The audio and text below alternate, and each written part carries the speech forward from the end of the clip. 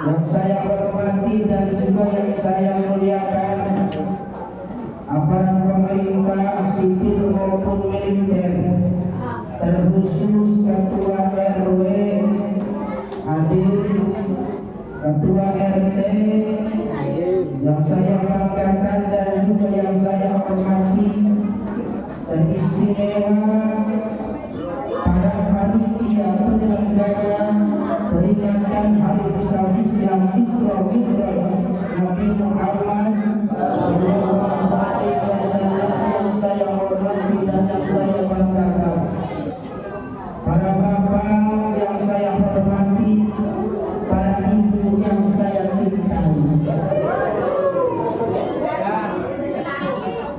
Awal kata, awal jumpa, seraya kita panjatkan puja dan puji kepada Ilahi Rabbi yang selalu memberikan kita nikmat sehat jasmani dan juga rohani, juga nikmat kesempatan kepada kita sekalian. Dengan nikmat kesempatan itulah kita semestinya dalam hidup ini berupaya meningkatkan kualitas diri kita, menjalankan perintah dari Allah, dan juga kesempatan itu meningkatkan kita, hubungan kita kepada sesama umat manusia, insya Allah.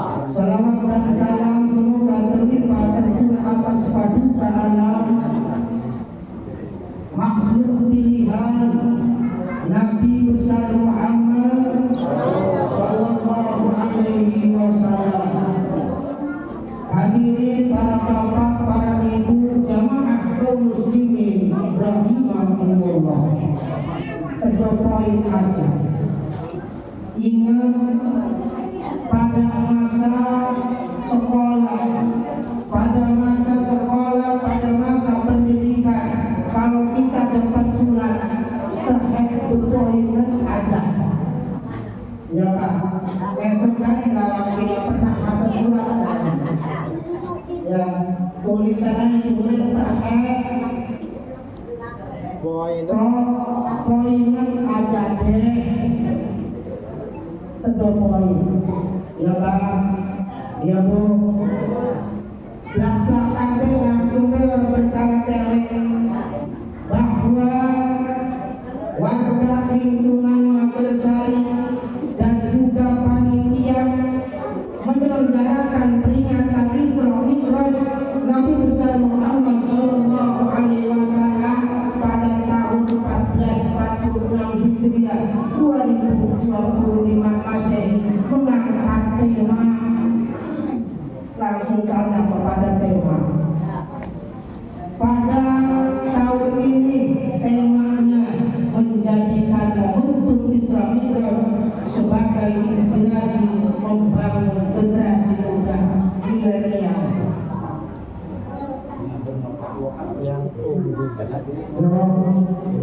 Pak, membangun generasi milenial.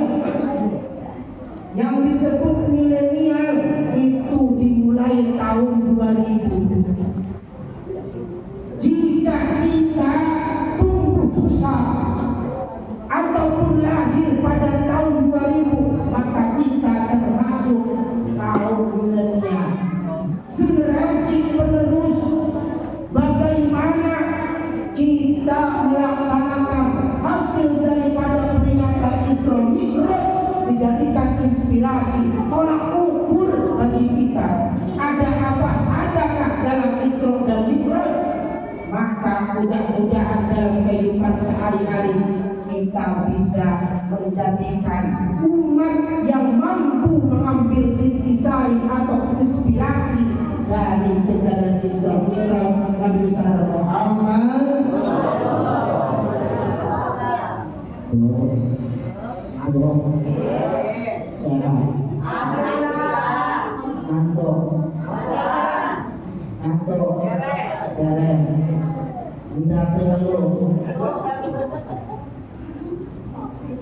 Pengajian biasanya berapa jam? 2 jam kurang. 2 jam kurang. 2 jam kurang. 3 jam.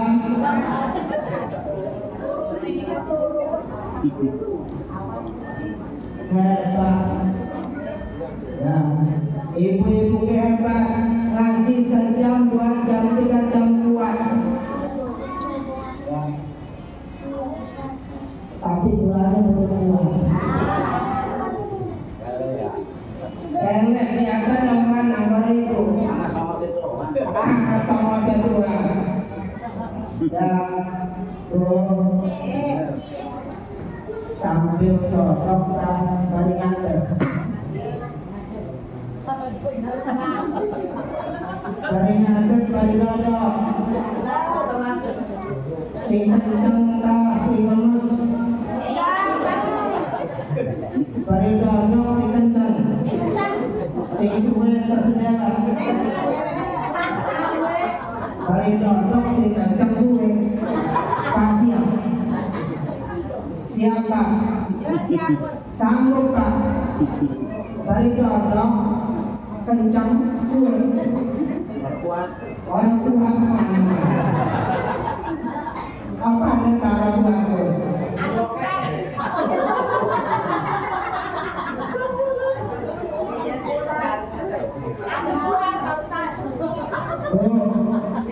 Hampir tertukar. Mau saya disebut ngoriku jadi Ustaz Hanan. Makasih ceramah Ustaz Tahir. Padahal makanan itu tohir.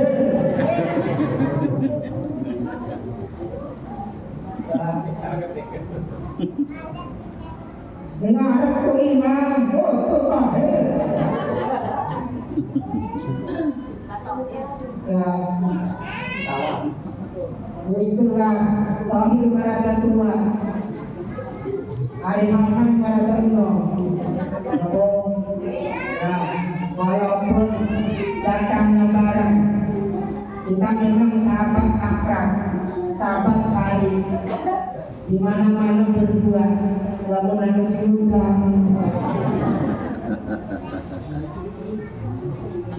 Tapi memang kadang-kadang Pak, bila ini yang dimereniakan deh, ya kita kadang-kadang tuh panitia, jadi orang kalangannya meledek, aliman, tidak soal aku di suku atau Semedan, ya bu, katuri ngundangnya sing Bandung, sing Ceramah, sing Jakarta, sing Karawang, padahal sing Serang melambang, plus melumbung, sampai Bayu plus melambang. Ayo punya, disangkan yang beneran kayak orang lain. Buku ini kan dibedok. Saya kira tak khususkan kantong maupun saya, cuma satu. Ini bagaimana dua? Anggapannya dua. Berkati pakai dua. Kita kembali ke ini. Emangnya tokol kan mancung. Inspirasi dalam kejadian Isra Mi'raj. Ada apa saja tak?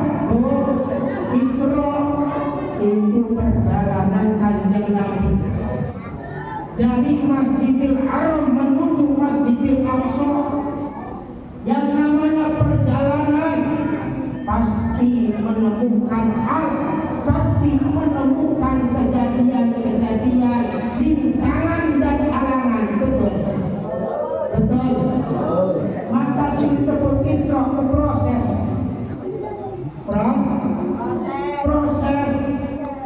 Kata Imam Suyuti sing arane Isra itu, yang namanya Isra itu kata Imam Suyuti berkelana. Kayak Roma Irama berkelana. Cuma Isra kalau berkelana, Roma Irama beda. Kalau Roma Irama dalam berkelana mencari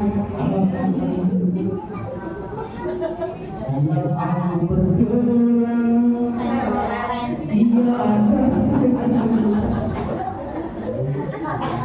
Roma dalam berkelana cuma mencari cinta. Cinta siapa? Cinta yang aneh. Tapi Rasul Nabi Muhammad Isra, kata Imam Suyuti, berkelana mencari apa? Rasul dalam Isra mampir dari tempat satu ke tempat yang lain dengan maksud apa?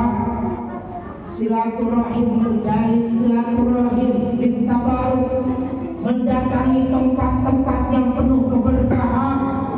Rasul Isra mampir insil, ya Muhammad insil fasalli hauna, wahai Muhammad turunlah engkau dari buruk, sholat di sini. Muhammad turun sholat di sini. Akadri aina sholaita, wahai Muhammad, adakah engkau tahu di mana engkau sholat tadi? Aku tidak tahu, wahai Jibril. Jibril pun berkata dan menjawab, wahai Muhammad, tadi engkau sholat di Thaibah, di tanah Thaibah. Mana di tanah itulah nanti engkau hijrah. Betul, ketika Muhammad hijrah dari Mekah menuju Thaibah yang jadi Disitulah Nabi Musa bermunajat kepada Allah, mendatangi tempat-tempat yang pernah ditempati oleh leluhurnya. Maka inspirasi kita selaku milenial, selaku generasi penerus, orang-orang tua kita terdahulu, bapak kita, kakek kita, ibu kita, buyut kita selaku generasi penerus sekarang mendatangi kesembuhan. Silaturahim ning kiai, silaturahim ning ustaz, ning ulama, ning para wali, baik sing sampun meninggalkan dunia maupun sing malerwengkan, maupun sing masih ada di kota Serang ini, di Indonesia ini, di dunia ini, kita datangi dengan maksud kabar dan mengambil keberkahan dari para ustaz dan para kiai. Cuma sekarang Pak, yang namanya kita milenial ini, akhir-akhir ini kita seolah jauh dengan ulama.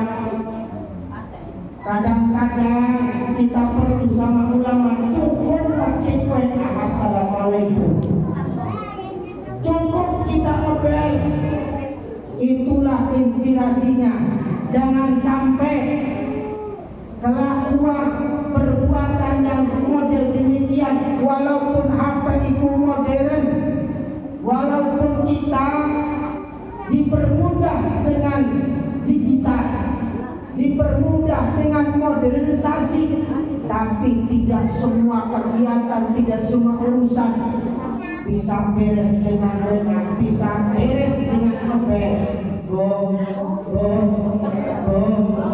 Inspirasi untuk generasi penerus, jangan sampai kita terus menerus, jika kita perlu sama ulama, sama kiai, kita datangin ke rumahnya. Ngalem barok, kita doa minta supaya Allah meridhoi kita. Karena apa? Karena kiai, karena ustaz, karena ulama adalah orang soleh, orang yang dekat kepada Allah Subhanahu. Hadirin jamaah kaum muslimin rahimakumullah. Dalam setiap kelakuan dan perbuatan, setiap sesuatu pasti ada sebab-sebabnya, betul. Setiap apapun pasti ada sebabnya. Adanya kita sebabnya pada bapak dan ibu kita, betul. Pun kejadian Isra Mi'raj ada sebabnya. Apa sebabnya? Ada dua kaul, ada dua pendapat. Sebab Isra dan Mi'raj Nabi besar Muhammad Sallallahu Alaihi Wasallam diperjalankannya beliau ada sebabnya. Sebab yang pertama adalah Nabi Muhammad ditinggalkan oleh orang yang ia cintai. Nabi Muhammad ditinggalkan oleh orang yang ia sayangi. Dua pendapat juga. Pendapat yang pertama, Nabi Muhammad pada waktu itu sedih, berduka karena ditinggalkan mamang tercintanya. Siapa?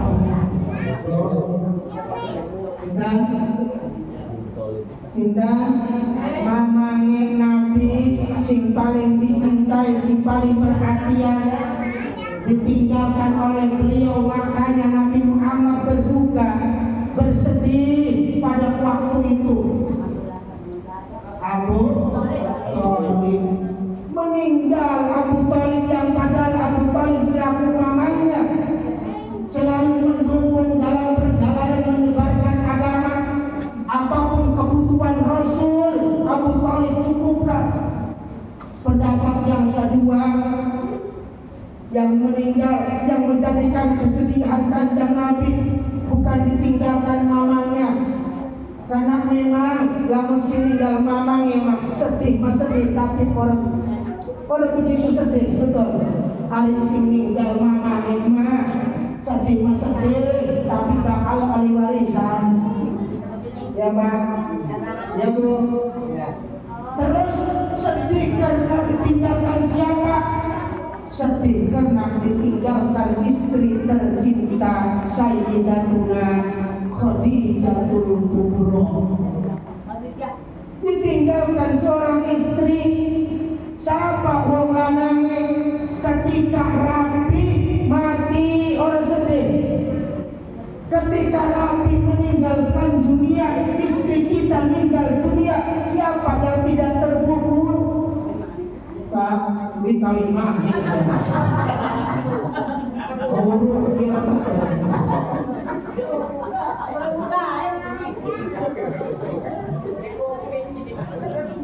Rasul, ya Nabi, ya Rasul, tidak terlepas dari sifat manusia. Ditinggalkan istri sedih. Kok begitu bisa sedih begitu? Karena Khadijah, untuk Khadijah Matursari, Khadijah istri Rasul, wanita pertama dan orang yang pertama mendukung perjalanan Rasul. Wanita pertama yang iman kepada Rasul, wanita yang mendukung sepenuhnya ketika Rasul berduka. Khadijah pun tampil menghibur Rasul. Ketika Rasul kebingungan, tampil, wahai kekasihku, wahai Rasul, ada apa gerangan? Ketika Rasul butuh dukungan dana, paling pertama Khadijah tampil. Wahai Tuhan Rasul, suamiku, kekasihku tercinta, apa yang kau butuhkan? Apa yang harus aku lakukan? Wajar sari mengkontol apa? Mengkono. Lamun lakinya ngelamun sedih diparani apa yang sedang kau pikirkan? Pengen apa? Pengen ngopi? Pengen ngerokok? Iya, kemudian meranakan. Paling ngomong si matak jadi sedih, si matak jadi gegana, gelisah kalau udah merana. Rasul sedang gegana karena ditinggalkan wanita yang tercinta, wanita yang penuh perhatian, wanita yang penuh pengertian. Tidak sedikit harta yang Khadijah keluarkan untuk mendukung perjuangan Rasul. Bahkan dijelaskan di dalam kitab akhir daripada kehidupan Khadijah, ketika Khadijah ayo wafatku, Khadijah ayo wafat, ayo meninggalkan dunia, pesan Khadijah yang bikin terpukul oleh Rasul, wahai kekasihku, wahai Rasulullah, belum pernah Nabi Muhammad, wahai hatiku, kekasihku, jika aku telah meninggal, jasadku dikubur, engkau membutuhkan bantuan, butuh dana. Jika tidak ada dana sama sekali, tidak ada duit, tidak ada apa-apa, sementara engkau butuh untuk menyebarkan agamamu, maka balilah kuburanku, jual tulang-tulangku untuk membantu perjalanan penyebaran agama. Subhan Khadijah jangankan masih hidup, Khadijah setelah mati pun dia rela tulangnya dijual untuk kelancaran perjuangan agama Rasulullah Sallallahu Alaihi Wasallam. Pantas kanjeng Nabi ketika ditinggalkan wafat oleh Khadijah berduka. Ketika ditinggal wafat oleh Khadijah bersedih.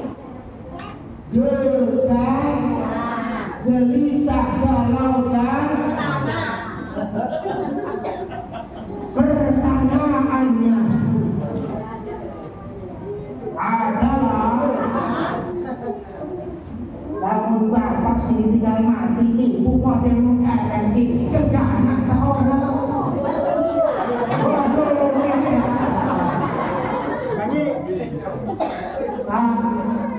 Lamun tinggal mati kalau ibu nih pak, sedih gak anak tak.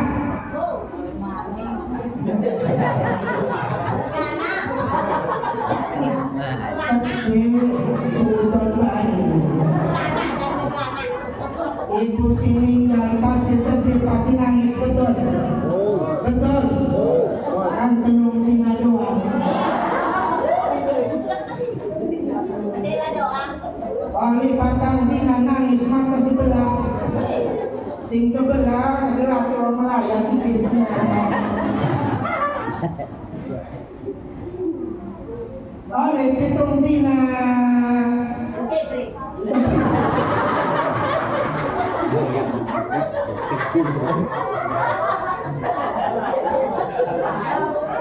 Modalnya nanti mengeranda. Bisa aku bersifat. Hari RT setia insya Allah. Setiap tikungan aja.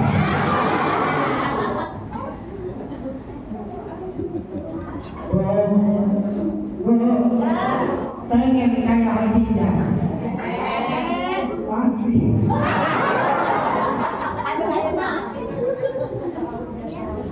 Ketika ibu wafat, ibu meninggal, suaminya berduka, suaminya bersedih,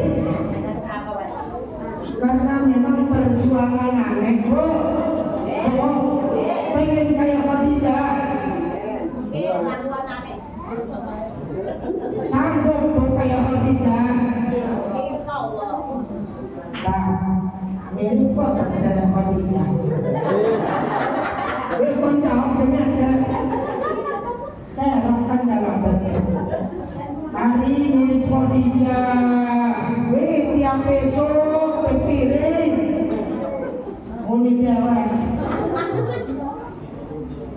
Kada awan dewe siku. Sing lawang-lawang sama lampuri kuntinya lembang. Ya, sok pakanan pun baik. Wong lanang sedina-dina.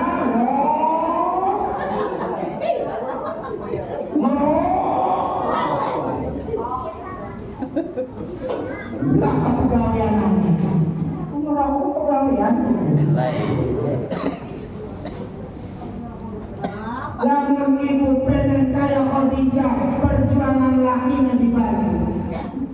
Insya Allah. Dibantu langsung masak siapa? Pak, langsung masak siapa? Sing masak siapa ya? Majikan. Ibu menyelamatkan doang, semua kan itu tolong. Kalau kena nasi, berarti mau setrum. Apa itu? Ustaz ini suara yang ngomong. Kalau pengen kayak Khadijah, berlakulah kayak Khadijah. Maka Rasul ketika ditinggalkan wafat Khadijah lama menduga. Lalu diperintah oleh Allah menikah kembali. Sampai-sampai diceritakan dengan Siti Aisyah. Siti Aisyah sering merasakan cemburu buta. Kenapa? Karena sering Kanjeng Nabi berduaan dengan Aisyah, tapi salah ucap, salah manggil. Khadijah, kira-kira kamu posisi kurang ibu Maryam.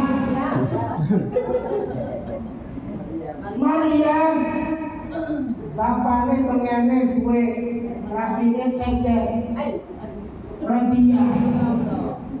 Kemudian menikah dengan Maryam. Begitu Arab bulan, begitu Arab nikah ngeluh Radia. Aku pengen kayak Khadijah.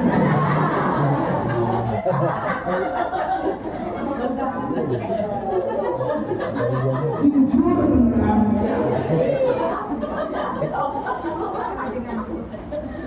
Saking cintanya Rasul kepada Khadijah sehingga melamun dan melamun, terpukul dan berduka, maka Allah selaku kekasihnya tidak mau melihat kekasihnya selalu terpukul dan bersedih. Allah sangat pengertian. Lalu diperintahkanlah Jibril, turun, masuk ke dalam surga, ambil buruk. Dari surga ambil buruk, kau pilih buruk yang paling bagus. Lalu turunlah Jibril membawa buruk untuk kanjeng Nabi. Untuk apa? Untuk perjalanan Isra. Jadi Pak, lamun lagi ruan, jalan, tapi sing gratis di Tegal. Kita kan disunahkan memandang yang hijau-hijau.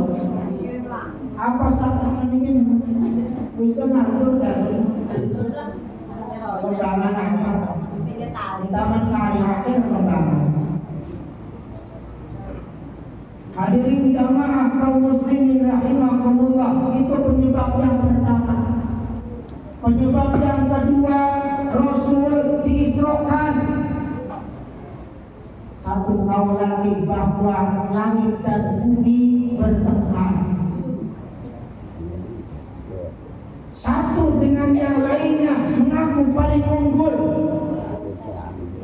Kata langit, ana khairum minki. Jere bumi, ana khairum minki. Jere langit, wahai bumi, aku lebih baik daripada engkau. Karena di tubuhku ada matahari. Karena di tubuhku ada bintang-bintang. Karena di tubuhku ada rembulan. Di dalam tubuhku tidak ada matahari, tidak ada bintang, tidak ada rembulan. Bumi pun tidak kalah menjawab, wahai langit, ana khairum minki. Aku lebih baik ketimbang engkau. Karena di dalam tubuhku terdapat gedung-gedung yang menjulang tinggi. Tidak ada di atas langit gedung-gedung. Betul. Ada Ramayantol, ana Borobudur, betul. Ana Maning Roberta, masih bukan kan? Betul. Kalau online. Terdapat gedung-gedung dalam tubuhmu, nggak ada. Langit orang kaya. Ana khairum minki. Aku lebih baik ketimbang engkau, wahai bumi. Kenapa? Aku disinari dengan sinar seindah wajahku, tubuhku bersinar putih, kadang biru, kadang kuning, kadang merah. Tapi tubuhmu selalu gelap, betul. Jadi si girang-girang pakai bumi, pakai lemah. Lalu sing putih pakai langit. Jari bumi jawab, wahai langit, ku akui. Ku akui tubuhku gelap. Tapi ingat, langit, boleh di tubuhmu ada Sidratul Muntaha. Di tubuhmu ada Baitul Ma'mur, yang mana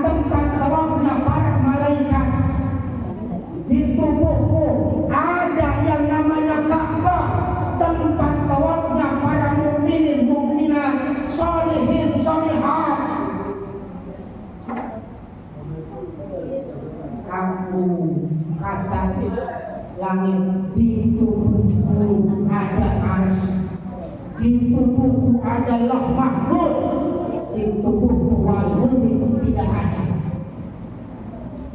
Tapi bumi tidak mau kalah. Baik, kalau begitu yang terakhir, pasti kau mengaku kalah. Di tubuhku ada makhluk yang sangat mulia. Di tubuhku ada makhluk yang sangat istimewa, dicintai oleh seluruh alam, dicintai oleh Allah. Di tubuhku ada Sayyidul Anbiya wal Mursalin Muhammad. Sehingga langit pun menangis, langit pun sujud kepada Allah, memohon kepada Allah.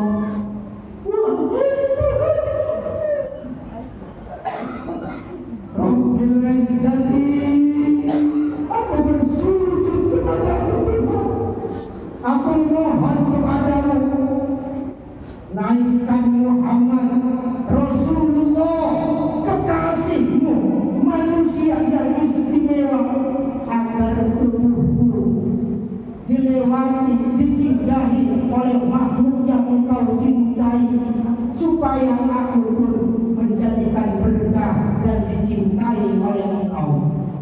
Maka dari situlah Nabi Muhammad dijemput oleh malaikat Jibril, diangkat setelah Isra beres, diangkat Mi'raj menuju ke Hadratullah Azza wa Jalla. Hadirin jamaah kaum muslimin rahimakumullah. Mi'raj ini wong Isra beres. Mi'raj itu peningkatan. Kata Imam Suyuti, Mi'raj itu peningkatan. Lamun mau berkelana, berkelana mencari apa? Tergantung. Kita yang muda berkelana mencari ilmu pendidikan.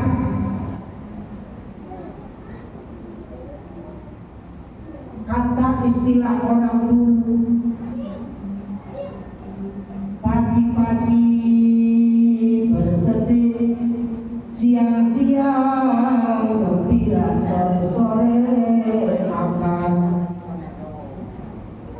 Pagi di masa muda, di masa remaja berkelana mencari pendidikan, sekolah, pesantren. Pagi-pagi masa remaja berkelana wajar, masa muda berkelana mencari jati diri, dipersilakan. Di siang hari masa tua kita akan bahagia menikmati hasil berkelana kita, perjuangan kita menuntut ilmu. Ketika berhasil, maka sore hari kita makan. Artinya apa? Dari hasil pendidikan, berhasil di masa dewasa, di masa tua, maka kita akan memetik keberhasilan kita. Itulah berkelana. Maka Mi'raj adalah peningkatan. Setelah kita hasil dalam pendidikan, kita hasil dalam pesantren, kita hasil dalam sekolah, sampai ke pendidikan yang lebih tinggi, perguruan tinggi, maka di situ harus kita tingkatkan apa? Pembekalannya adalah iman. Cocok orang-orang kadang-kadang penceramah orang tema-temahan cocok tuh ngomong. Ini kampung pulang ke malam minggu pun ceramah. Suara makin tapi temanya harus dibahas. Kita mau pegang-pegang gak ada tema. Harus dibahas temanya. Selawat paling menunjukkan. Lagi dongeng-dongeng aja yang bener. Panitia yang bener dongeng-dongeng gimana diulang. Kamu marah dia dapat. Harus dibahas temanya.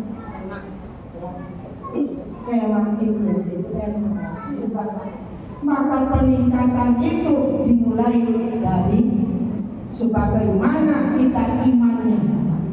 Tipiskah iman kita, tinggikah iman kita.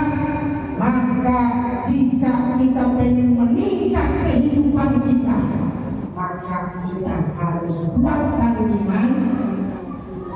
Wahai generasi milenial, para pemuda, para remaja, para bapak, tanamkan iman kepada anak kita selaku generasi, selaku pemuda. Yang pertama, tanamkan iman, akidah anak kita, tauhid anak kita. Insya Allah kalau yang namanya tauhid telah kita kumandangkan, telah kita bisikan, telah kita tanamkan jauh-jauh hari sejak anak kita dilahirkan. Betul, dilahirkan dilahir. Lahir diadami kuping tangan, betul. Dikomati kuping kiri. Iku menanamkan tauhid sejak ini, sejak bayi. Kalau tauhid insya Allah wama saya wala bakal kurang-kurang, tapi kadang-kadang iman. Kalau iman yang kita tanamkan kepada generasi kita, lalu hasil berkelana tadi, ilmu, pengalaman, harta. Kalau ilmu yang menguasai orang yang beriman, maka ilmunya bermanfaat bagi orang-orang yang ada di sekitarnya. Betul, betul. Tapi kalau ilmu berada dalam orang yang kurang iman, bahkan tidak ada imannya, tidak sedikit orang pintar tapi tidak benar. Betul, betul. Disuruh ngurus hutan rame-rame jadi orang aparatnya. Disuruh ngurus laut, dipader. Betul. Seumur kita anak laut dipader kemudian saya ini. Kenapa? Karena ilmu ada dalam orang yang kurang beriman. Betul, betul. Ustaz kan bisa betul deh. Kadang-kadang lupa kulit saya ini. Tapi segerut, kadang-kadang lupa. Kita boleh mikiri, tapi kita ajak gaduh. Jangan berbuat gaduh. Anak petugas tentang negara, tentang pemerintah yang paling bawah, ada PRT. Serahkan pada yang ahli. Betul. Jika ilmu berada pada orang yang beriman, ilmu akan bermanfaat bagi orang yang ada di sekelilingnya. Kemudian harta, uang, apa saja yang berbentuk harta, apapun itu, kalau dikuasai oleh orang yang beriman, maka harta itu akan disalurkan kepada orang yang tepat. Betul, betul. Namun wong sugih ana iman, Tuhan apa kali santuni. Amin ya rabbal alamin. Alhamdulillah. Kalau duit yang menguasai orang yang beriman, maka yakin tidak ada yang terluka. Betul, betul. Kalau harta yang menguasai orang yang beriman, maka pasti sekarang jongkok-jongkok laka sini kolong jembatan. Betul, betul. Tapi ironi, maka wariskan kepada generasi kita iman yang pertama. Jika menghadapi apapun akan kokoh, dia menguasai ilmu, dia manfaatkan kepada orang yang ada di sekelilingnya. Ia menguasai harta, maka ia gunakan untuk jalan yang bermanfaat. Kadang-kadang kita dikasih harta, dikasih jabatan. Kalau jabatan tiba kepada orang yang beriman, maka jabatan akan digunakan untuk membantu orang yang tidak salah sasaran. Kadang-kadang jabatan, orang yang punya jabatan jabatan digunakan untuk membantu orang yang tidak benar. Betul? Wis weruh salah tapi dibela. Betul? Wis weruh betul, wis weruh benar tapi disalahkan. Betul? Karena jabatan kekuasaan tidak tepat masuk kepada orang yang tidak beriman. Maka satu jawabannya, generasi kita tanamkan yang pertama adalah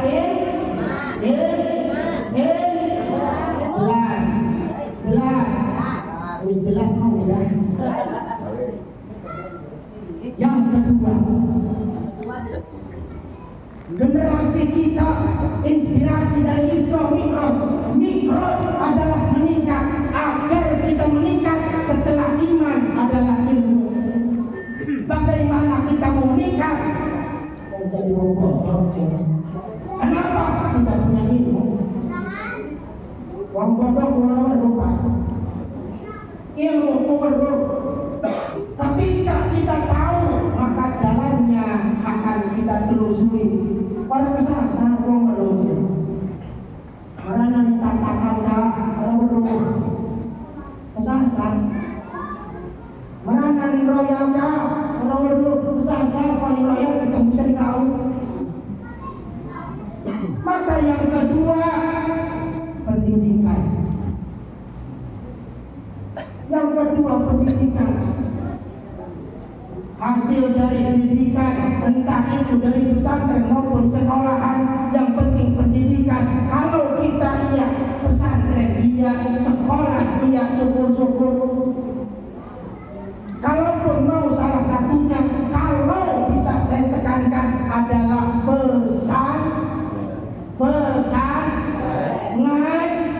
ilmu agama. Karena ilmu agama itulah yang bisa menjadi dasar dengan pokok menjadi berimannya seseorang. Betul? Betul. Tapi kadang-kadang sekolah menjual, kadang-kadang doang. Walaupun saya lagi isu di berita di YouTube, di FB, segala-gala dikabarkan bahwa pimpinan pesantren enggak pesantren ini. Oh gitu. Kita kan pimpinan pesantren, orang-orang yang pesantren ngaji jatuh-jatuhan. Jangan-jangan itu cuma domba. Ya bang, ya bu. Jangan-jangan itu cuma adu domba, cuma fitnah. Apa maksudnya? Di Indonesia pendidikan yang pertama jauh sebelum merdeka adalah pesantren. Betul? Maka saya pertama yang tidak terima kalau pesantren diperolok. Otak biru di mana? Iya waktu tak kerungu orang ini pesantren diperolok. Tidak sadar bahwa pendidikan pertama di Indonesia jauh sebelum merdeka adalah pesantren. Walaupun di buku sejarah tidak tertera. Kenapa? Karena sejarah buku yang ada di pendidikan dinas campur tangan orang Jepang. Makan pakai MH kita ngomong. Ada berapa? Kita macam kata kalau berita begitu orang cakap kata rumus sekalian. Cabut kata-kata itu. Dengan maksud tujuan apa? Jika pesantren sudah kotor, jaga kotor oleh masyarakat, tidak dipercaya oleh rakyat, maka anaknya jauh dari pesantren. Kalau anaknya jauh dari pesantren, jauh dari agama. Na'udzubillah min. Kekuatan Indonesia adalah sadar atau tidak sadar, diakui atau tidak diakui adalah pesantren. Kekuatan Indonesia sadar atau tidak sadar adalah ulama, maka kental masyarakat Indonesia dulu dan kemarin masih percaya, lebih percaya kepada ulama ketimbang umaro. Betul? Betul? Betul? orang luar yang merongrong kepada negara Indonesia agar Indonesia agar Indonesia bubar persatuannya, maka dianjurkanlah kepercayaan rakyat kepada para ulama. Jangan-jangan ada domba. Wis lawan manusia masih tiruan. Ya dong, siap. Bu masih beneran nih kiai bu, masih percaya sama ustaz, masih demen orang ulama. Gimana baik menurut marah-marah. Lagi cengkel itu dicengkel bu dikasih segala. Kemarin anak berita tiga santriwati diperkosa oleh kiai, masya Allah. Baru-baru terus di sekolah open. Ramai tiap pagi ngajarin bayi itu. Terus sebulan jual rumah beli membedakan sedikit-sedikit. Ya, saya bilang dong saya ramai. Pokoknya tijen, pokoknya tijen. Iya, sih tijen. Enak kita ngomongnya asal baik. Ibu-ibu bapak-bapak yang punya anak kalau di pesantren ini kok nanti jadi kalau perlu kita parah itu kita kacang bakso. Ya Allah, Pak berpikir enggak menghancurkan Indonesia itu sangat kewalahan. Mereka yang tidak cinta Indonesia kewalahan termenang caranya. Ada kabar juga kalau Indonesia pengen hancur, maka hancurkan NU. Karena yang begitu ngomongnya. Kalau Indonesia pengen hancur, maka hancurkan martabat, kehormatan, kemuliaan ulama. Karena kekuatan Indonesia adalah ulama. Negara-negara luar sering kena bencana karena kurang ulama. Kota-kota tetangga, provinsi tetangga sering kena bencana karena kurang cinta kepada ulama. Tapi nuhun sing arane Banten mah los teman bencana Senin biasa. Tapi belum pernah Banten itu sampai hancur lebur sehingga kerugian yang terlihat. Betul? Betul? Kenapa? Karena warganya masih demen ning ulama. Karena warganya masih demen ning maca syekh. Betul. Karena warganya masih demen ning riung, ning zikir, ning marhaban mulut dan segala pokok. Di samping kita menanamkan rasa cinta kepada Rasul dan juga hikmah akan terhindar dari malapetaka. Amin ya rabbal amin ya rabbal. Yang terakhir yang Ustaz Abdul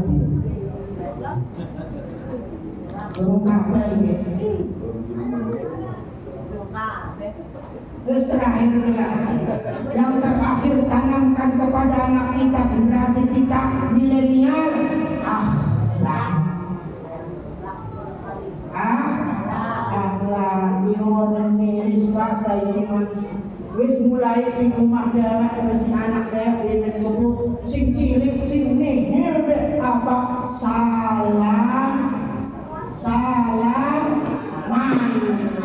salaman kumat dimulai sing cium tangan sing nihil itu sing cium tangan. Jangan salah pendidikan aja salah ngurut itu kadang-kadang yang bukan salah kan si guru ustaz nempelin tutu ning sumur tapi nimpi Pak Senin lagi sekolah cium tangan kopret wong cium sekolah cium pembimbingan ya kan kadang-kadang si paling rendah ratu marah di kopi. Iya biasa ini ya, laka curug ya. Orang model dongeng ya PT ya. Zaman pulang alim di sekolah SD ku. Daku pun dia laka curug ya permainan nah. Barang bergelati mejaku bergelati ke si paling pojok sekolah para curug kan. Kelemen gampang amat cuman begini. Oh ya kan? Oh kan? Iya lu malam baik kalau aku dong. Aman bedus. Aman penarik nom. Kadang-kadang anak kita salaman itu kalau enggak tubuh. Gila kayak kebawa boleh baik. Lamun salaman assalamualaikum mak ditumbuk. Kok diurukin dah di konon aku. Yang salah bukan anaknya karena tidak ada didikan akhlak. Lamun makanan mungkin wis memaraki adab tapi belum akhlak. Akhlaknya wong salaman itu diambung, bahkan wong tua kubu, ning ibu ning bapane bukan hanya dicium tapi dicocok. Bilang perlu dipulang balik. Kayak ibu ke salaman laki nebreng.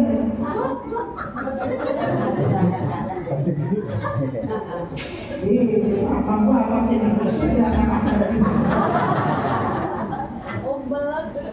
Wah, lu bapak nemo anak dada anak wedak wangi-wangian apa ya? Keranda pun ya. Senangnya pengalaman. Bakok. Nanti sebab apa terasa? Salaman yang buruk bukan hanya dicium, bukan hanya dikecup. Maksudnya apa? Mencium kehormatan orang tua kita. Rasa takdim, rasa hormat kita kepada kedua orang tua kita. Mencium apa? Ngotrok apa nih dulu? Ngotrok kemuliaan dan ilmu nih. Ini disalah-salah kepada netizen mana? Nonton netizen gitu. Jadi netizen kalau salaman yang begitu itu sama orang tua yang begitu enggak. Harap apa ngurusi wong liyan? Ikut termasuk akhlak juga.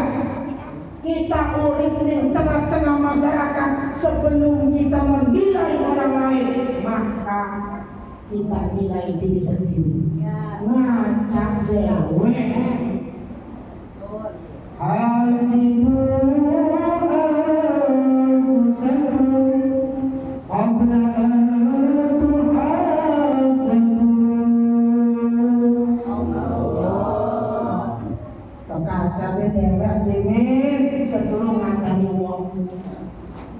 salahkan diri sebelum menyalahkan orang lain.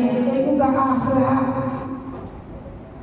Bertegur sapa dengan tetangga, sopan santun dengan orang tua, menghormati kepada orang yang lebih tua, menyayangi kepada orang yang lebih muda, itu pun akhlak. Kalau iman kita kuasai, ilmu juga kita kuasai, manakala akhlaknya bobrok, iman dan ilmu tidak ada nilainya. Betul? Betul. Maka pantas presiden kita, Presiden Jokowi dan Presiden Prabowo mencari anak-anak, mencari generasi penerus yang mempunyai akhlakul karimah. Karena akhlak ini menjadikan sentra di mana kalau ilmu itu akan terlihat kalau dibarengi dengan akhlak. Kalau akhlaknya pecah generasi kita, ilmu setinggi apapun tidak akan digunakan oleh orang lain. Contoh misalnya, udah ada anak ustaz, anak kiai, tapi di ngomong temenan. Goblok, blow out kena. Nurut orang, nurut orang. Kiai kan pintar, tapi ngomongnya salah-salah. Mungkin laku tapi dibully ngomong. Kiai ngomong. Oh, maka iman, ilmu harus dihiasi dengan akhlak. Generasi kita tanamkan yang pertama iman, ilmu dan juga akhlak. Siap, insya Allah. Terima kasih atas segala perhatian. Mohon maaf atas segala